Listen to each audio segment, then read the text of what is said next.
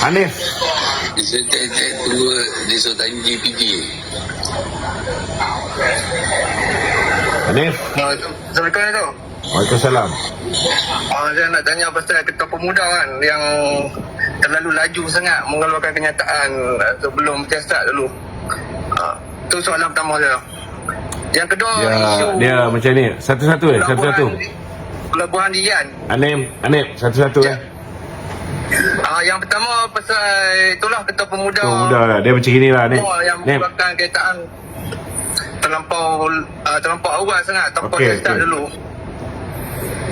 Ya Hanif, kita ni dalam politik ni setiap orang melalui proses pematangan Setiap orang melalui proses pematangan. Jadi bagi saya lah, kita bagi masa sikit pada Dr. Kemal ni. Memang adat lah orang muda ni, dia akan selalu buat mistik. Kita harap dengan mistik-mistik yang dia buat ni, dia semakin matang dan dia semakin alert. Kita kadang-kadang yang tua ni pun buat mistik juga kan. Jadi lambat laun saya yakinlah dia akan tahu.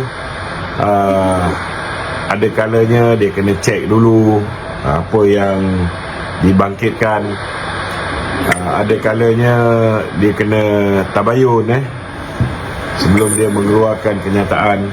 So kita haraplah beliau boleh cepatlah sedar tentang benda ni dan akan lebih berhati-hati. Ini bukan ditujukan pada Dr. Kemal je, tapi semua orang. Semua ahli politik ni bila bercakap ni memanglah kita, kalau ada sesuatu benda yang serius, yang kita anggap serius ni, kita cepat nak sambut kan. Tapi kadang-kadang Ketua Pemuda dan berkritik juga parti dalam kajian itulah Madani itu tanpa berbincang dengan Presiden ataupun saya secara peribadi pun ada bagi pandangan, dan Presiden pun ada tegur 2-3 kali jugalah kan. Dalam isu stokin tu memang kita bersama dengan Dr. Kemal lah.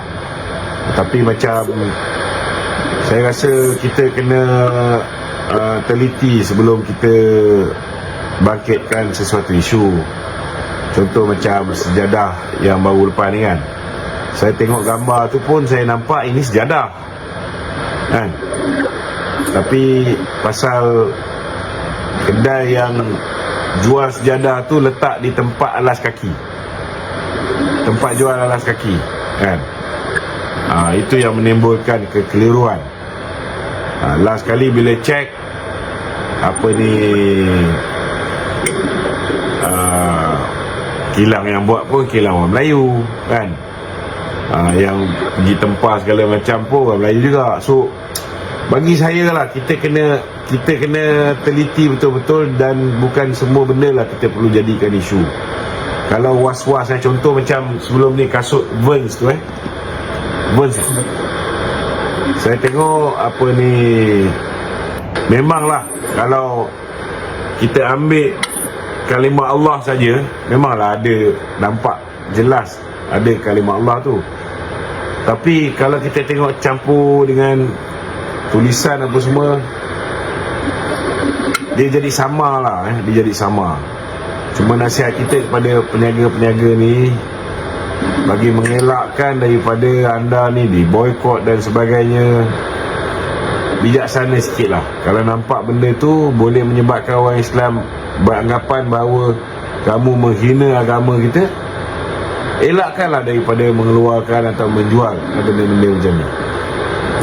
Itu pandangan saya lah.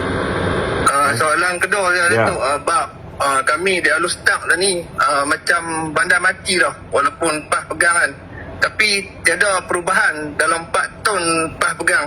Kenapa kerajaan Madani tak ambil kesempatan untuk datang sini, membuka satu tempat untuk rakyat-rakyat Kedah meminta bantuan ataupun menanyakan sesuatu untuk dia takut kalau kerajaan Madani nak ambil Kedah dekat dengan PRU memang sukar, tapi kenapa dia sedang tak bekerja keras untuk datang ke Kedah, ke Alustak ataupun tunjuk buktikan kerajaan Madani buat kerja daripada kerajaan PAS. Apa pendapat Datuk? Dia macam ni lah. Kalau semua masalah kerajaan negeri Kedah, Kerajaan Madani yang selesaikan, kan? Akhirnya yang dapat nama ni Kerajaan Negeri Kedah.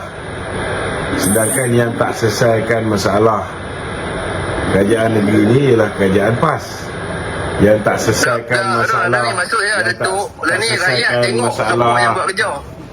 Faham Betul tak? lah, tapi saya nak beritahu dengan apa ni Hanif Datuk Aziz Rahim lah contoh dia Dia mengamalkan politik khidmat tau. Daripada budak lahir dia jaga sampaikan orang dah mati tu, lori van jenazah pun dia sediakan.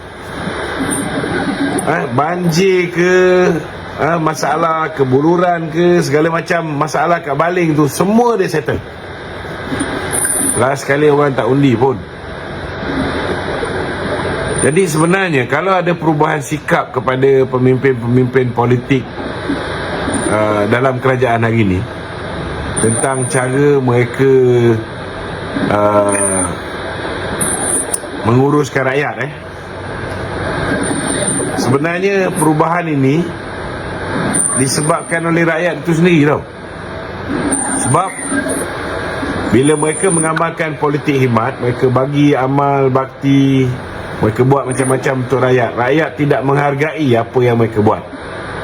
Rakyat lebih menghargai fitnah yang dilontarkan oleh pembangkang. Rakyat lebih menghargai isu-isu yang dimainkan di TikTok, di Facebook, di Instagram dan sebagainya. Jadi ini menyebabkan cara pendekatan yang dilakukan oleh pemimpin-pemimpin politik pun berubah. Buat apa dia orang nak spend duit untuk jaga rakyat, sedangkan akhirnya rakyat mengundi ni disebabkan sentimen, disebabkan isu yang dimanipulasi oleh sesebuah parti. Yang ini kita kena faham lah. Kita kena faham. Itu sebab dia bergantung kepada pemimpin. Saya nampak masih ada lagi pemimpin-pemimpin UMNO ni masih lagi mengamalkan politik khidmat. Tapi saya juga ada melihat kawan-kawan saya, mereka mula sedar bahawa politik khidmat ni akhirnya rakyat tak hargai. So jangan salahkan bila dia orang ni berhenti daripada mengamalkan politik khidmat, bertukar kepada memain isu. Dia asyik main isu je. Dia orang tak mengamalkan politik khidmat. Yang ni sebenarnya ialah akibat daripada bagaimana rakyat menilai prestasi wakil rakyat mereka, pemimpin-pemimpin setempat. Okey.